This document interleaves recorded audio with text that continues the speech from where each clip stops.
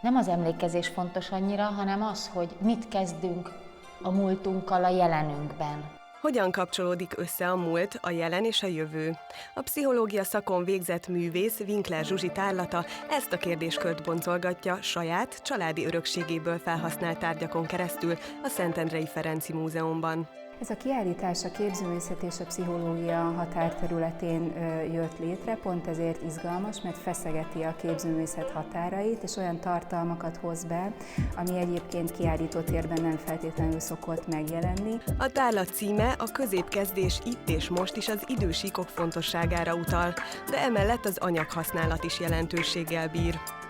A levélrészletek, fotók, videó és hanginstallációk, üvegnegatívok, vagy akár a fakezekre húzott antik kesztyűk által ismerheti meg a látogató egy család 20. századi történetét. Nagyon fontos számomra az, hogy a befogadók a kiállítást végignézve a saját életükre reflektáljanak, és valami tudatosodjon bennük, ami nem volt tudatos, valamire rácsodálkozzanak a múltjukból, vagy a jelenükből. Tehát valamilyen tudatosodás a saját életükkel kapcsolatban, azt hiszem ez a cél.